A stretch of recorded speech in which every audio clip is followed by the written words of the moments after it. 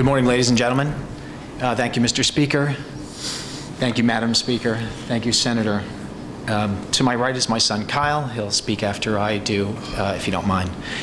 I have neither the eloquence nor the gravitas of the people who went before me. I'm a freshman in this House, and I want to speak to you about my personal experience.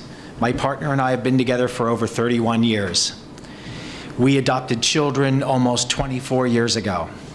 Our older son died of AIDS in 1991. We had no legal status as partners at that point, so going back and forth to hospitals on a daily basis and trying to explain to people who we were was a difficult process.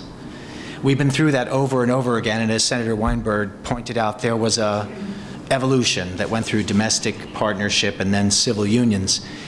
And most recently, I was elected 4 years ago as mayor as my small town and had the privilege of performing close to 50 marriages. A third of those were civil unions. And I had to explain to the people that I was performing those ceremonies to that they had certain rights that I was not entitled to. And I had to explain to gay couples that they had rights that were not being recognized by the state of New Jersey. Most recently, 2 weeks ago, my partner had open heart surgery. To be in the cardiac intensive care unit and explain to people who you were and what you were doing, and have black young adults come into the room and explain that you were a family unit is humiliating and embarrassing and frustrating. But that's the tip of the iceberg.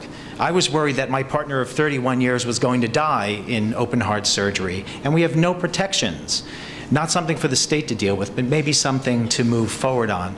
Our estate would be taxed, our entire estate would be taxed by me. We have no protections of survivorship.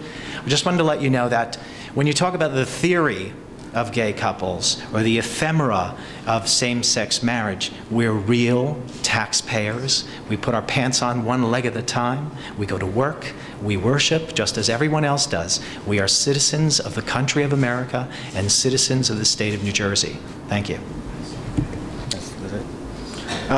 Yeah, I don't have anything written down. I just want everybody to remember that, you know, there's an old saying, you don't need to blow somebody else's flame out to make your flame seem bigger. You know, you don't need to do that to make yourself feel better at the end of the day. You don't need to do that to these people. The last word in gay people is people. Everybody deserves the same rights. Everybody is entitled to them, I believe. I think we should keep religion and civil rights completely separate. It's not fair to force your religion down somebody else's throat, as I'm not going to force my religion down anybody else's throat. That has nothing to do with this.